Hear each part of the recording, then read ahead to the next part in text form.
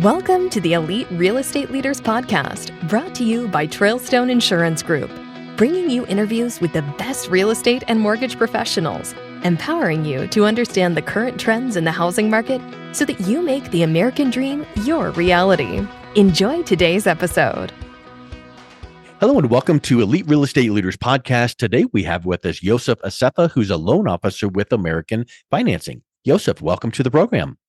Thank you so much. So happy to be here. Thank you so much. Yeah, I'm excited to learn from you because every single conversation we have, personally or professionally, it seems like you pick up a little tidbit of something, encouragement or knowledge. So I want to learn from what you've been doing, but get us started first with what's your story, what's your background, and how did you get into the mortgage industry? Definitely. Thank you so much for the opportunity. Like you said, my name is Yoseph Assefa.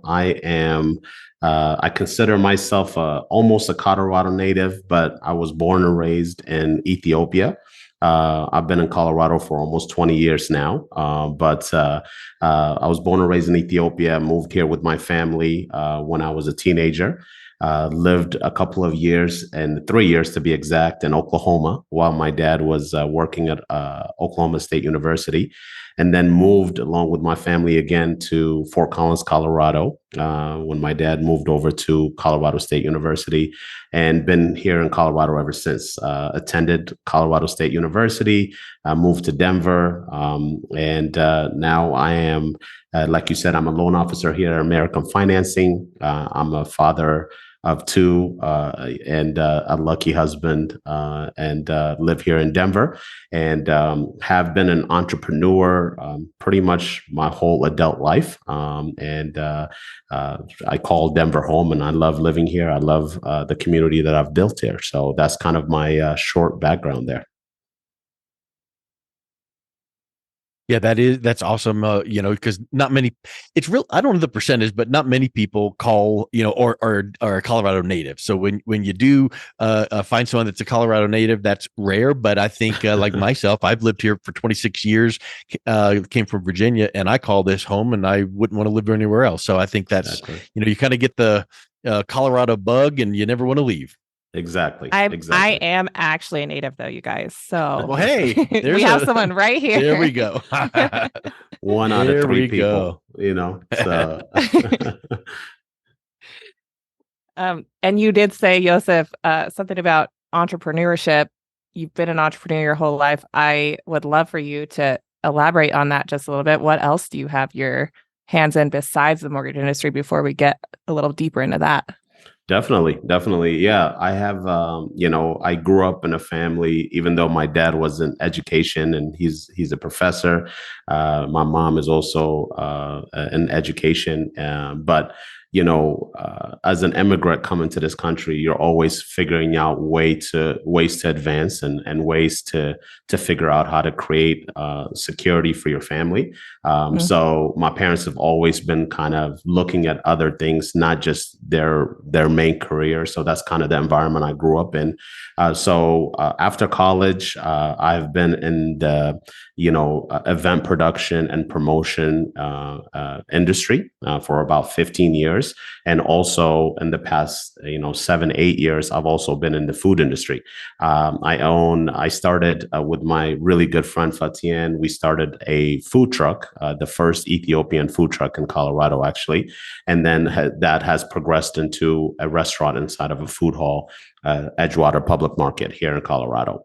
And then on the event production side, I do a couple of marquee events every year. The Denver International Festival that happens at Civic Center Park. That's an event that I created and manage every year. And then we also do a pretty big New Year's Eve party in partnership with the Sheridan downtown every year. So those are kind of the other things that I do to kind of stay connected with my community, and also to just I always have an entrepreneur or a creative itch, and that those two things kind of allow me to exercise those. So those are the things I got going on. That's a great way to get visibility. You know, a lot of times people say, "Oh, I'm active in the community," and you just have a booth somewhere. But Right. you're out there, you know, really diving in with both feet, jumping in with both feet. And obviously, I'm sure that your real estate side of things is one of the sponsors of those things. But that's a really elaborate opportunity that you're going out there and really making a concerted effort to be part of the community in a powerful way. Definitely. Yeah. It's one of those things. Everything becomes so organic because, you know, my interactions with the community or with the folks that I work with is not forced. It's not, you know, a sales call, or it's not, a networking, quote unquote, networking effort. I'm just out there working with folks that I have a lot of interest in, common interest in, and, you know, being able to provide that, you know, mentorship or feedback when it comes to questions around real estate. It just brings a lot more value to the table when it comes to the relationships that I hold out there. And on top of it, I know Yoseph is so humble, but I'm going to brag a little bit and say I've had his restaurant's food and it is amazing. So you Thank guys you a really so great much. job. Yep. Thank you. Thank you so much. I appreciate it. We work very hard. My partner, like I said, is she's been a chef a lot longer than, you know, we've had the restaurant and food truck. She's extremely amazing. Her name is Fatian. So I give that all the credit to her when it comes to the food. But, you know, I'm right there to get some credit. Yeah, definitely. Well, with that, then you've got so many things going on. Why are you in the mortgage industry? Well, you know, that's a really good question. I've always been a people person, and I know that's something people say all the time, but I really enjoy working with people, serving people, helping people, and just interacting with people. I'm extremely social. I'm extremely interested in different things as well. I think moving from a different continent to a new continent when you're 13 years old just kind of opens you up to a lot of possibilities. So I've always been in the people business, even if it's events or food or whatever it is. And I just felt like as I was getting older, as I was getting more mature and kind of looking at the next 5, 10, 20 years, I wanted to continue working with people, but I wanted to make that impact a little bit bigger, a lot more meaningful, and a lot more, something that's going to last a lot longer than a moment or a day or an experience. So I thought, you know, mortgages and the real estate business was exactly the way to do that. And it's just, like I said earlier, it was super organic because all of the relationships that I had before that are based on trust, based on, you know, respect. So it was really simple for that network to look at me in a different light and give me an opportunity to help them with real estate, with a big decision in their lives. So that's kind of how I got into the mortgage industry. So Amazing obviously insight. the mortgage industry is just smooth sailing. It's the easiest thing in the world. There's never any bumps or hurdles, Right. haha. But what do you find as a challenging aspect of the business for you that you need to recognize, overcome, and then be prepared to smooth it out for your borrowers? Yeah, definitely. I mean, I definitely catch the sarcasm on that, first part of that question. It's definitely a tough business, and it's been even tougher in the past, 12 to 18 months. But, to me, to be honest with you, more than the current challenges that we're facing as far as rates and everything like that goes, it's really misinformation, in my opinion. Yeah. A lot of people either don't make the right decision or don't make a decision at all because of bad information that they're receiving from, mostly, to be honest with you, is probably the internet. It's probably those short clips online that don't really give you the context, around what they're talking about. And, somebody's selling something or class or, there's just so much bad information out there. I just feel like a lot of people get stuck in being too scared to do something, or they will make a rash decision and make a bad decision. So I really think that's one of the biggest challenges that we face as an industry. When I look at it from my perspective, that's what I try to focus on. How can I make this process in this industry more accessible and more understandable to my community? What is actually out there that they should be concerned about? What is something they should understand as part of the business and part of the market that we're in, without scaring them or without getting them too excited or giving them unrealistic goals? How can we get that information to our community? That's really, my focus most of the time. It's like information overload out there right now. I mean, it's great that you have such a big community and they trust you, because it's really important that they come to somebody who's going to give them good information, who knows what they're doing, which you have all of that. But so that's great that you have so much experience and you can give that to your clientele. Definitely.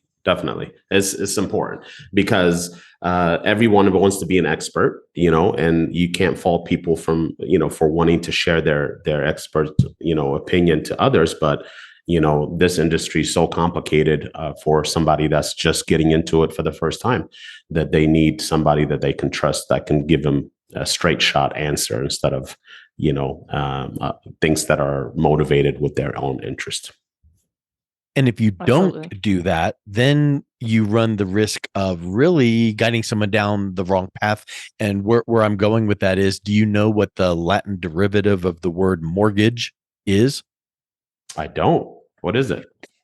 Mort is like, death, mortir, death, and gauge is grip. So literally, and Google this, but really it stands for death grip, because in reality, a mortgage can be a death grip when you, as a whole, but especially if it is not structured in the best interest of the client. We saw that back in 07, 8, 9, and all that, with all these toxic mortgages from all of the, the loan officer just wanted to get them into this and made the most for the loan officer, but it put the client and the borrower in a bad situation. So because a mortgage can be a death grip, your approach, what you're just saying here of, I educate, I make sure they understand, I make sure I put my client's best interest, that right there is a huge opportunity for your clients to understand. And I think that's a really, really special approach.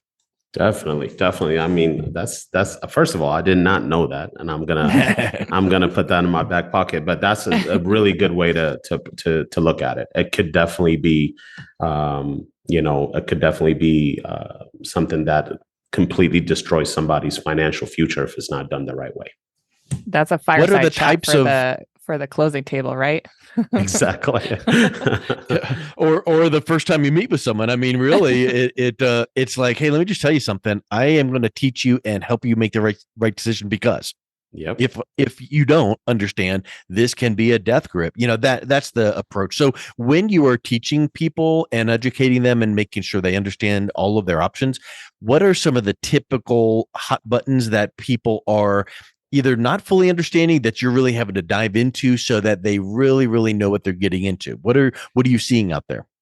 Definitely. The first thing is, understanding what is happening in the marketplace right now. On understanding, I always, people always focus on, how much is a house? How much house can I afford? And instead of talking about how much the price point is for that property, I really just start at the monthly payment. That's one of the things that I really start out at, and we end up spending a lot of time on. And by the time we're done with that conversation, I really do feel like the customer understands, what kind of commitment they're making. So instead of talking about, is it 500,000? Is it 600,000? Can I pay off something to get to a little bit higher point?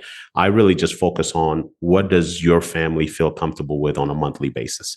And once they identify that number, then building the mortgage or the proposal around that is a lot easier, and the customer feels like they're in control of that conversation, not the other way around. It's not me telling them, hey, you can't afford anything over $350,000. It's more of them saying, okay, if I can only afford $2,500 a month, where can I stop shopping, or what's my ceiling? So it's just, the question or the item that I focus on is different with every person, but it's really about being as transparent as possible, because this is not the type of sales environment where you can, push somebody to make a purchase. No matter how good of a presenter or salesperson you are, nobody's really going to buy a house because you sold them really well. Right. They might not buy right now, but if you give them the right information, that customer is going to come back when the time is right for them. And because I'm trying to build a long-term, career and business here, that's what I'm focused on. That's actually Are you finding beneficial to a real estate agent too, as your partner, because when you give them that monthly payment, it really caps them, and there's no, hey, we're going to go 10,000 over budget, we're going to go 20,000 over budget. It's like, here's where we're comfortable, and that's that. So I feel like that's not only good for your customer, but it's really good for an agent. I agree 100%. I communicate that with the agent a lot, because a lot of times, agents will jump on a calculator, a mortgage calculator, and try to figure out some numbers, to put their buyer in a better position sometimes. And, if you give them a range of where the payment needs to be, at least it gives them a little bit more guideline. I always prefer them reach out to me so I can do it. But if they're doing it themselves, I like to give as much guidance as possible. So I agree with you 100%. Exactly. What kind of borrowers are you working with these days? Are they first-time home buyers? Are they move up, move down buyers? What are you seeing? I'm seeing I definitely work a decent amount of first-time home buyers. I would say probably 50% of my business, at least, is first-time home buyers. Out of those first-time home buyers, I would probably say at least another 50% of that is using a down payment assistance first-time home buyer program like Metro DPA or CHFA. The other half, I would say, is upsizing and downsizing.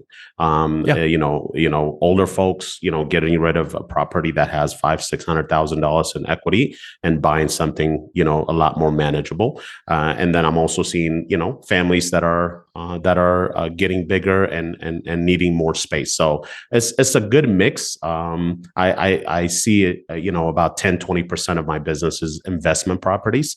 Most of them are not in Colorado because of the prices, but the Colorado business that I'm seeing is first-time home buyers heavy.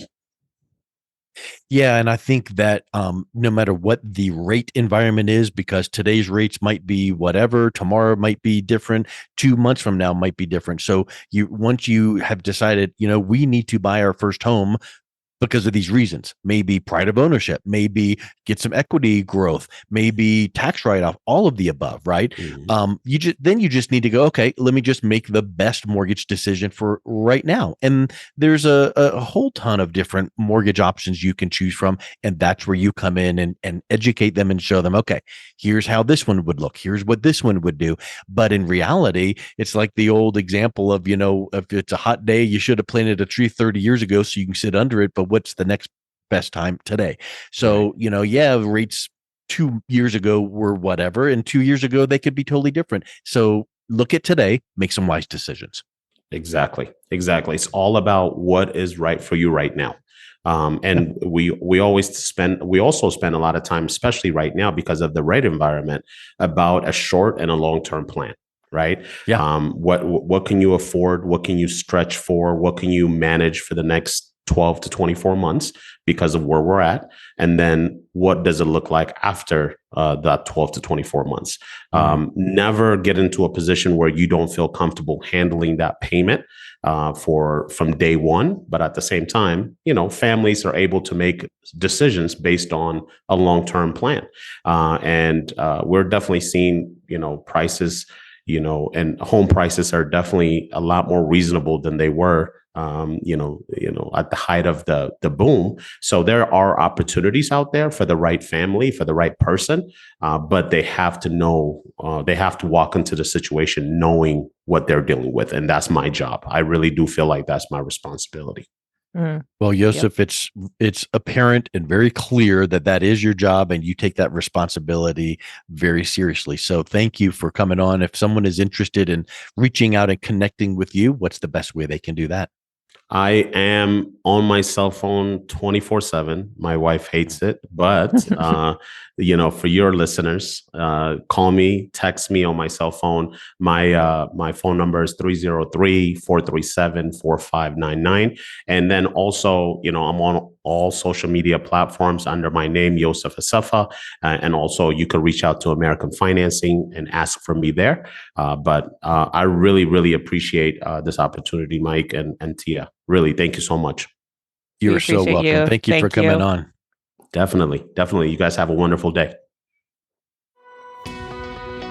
Thank you for listening to the Elite Real Estate Leaders Podcast, brought to you by Trailstone Insurance Group.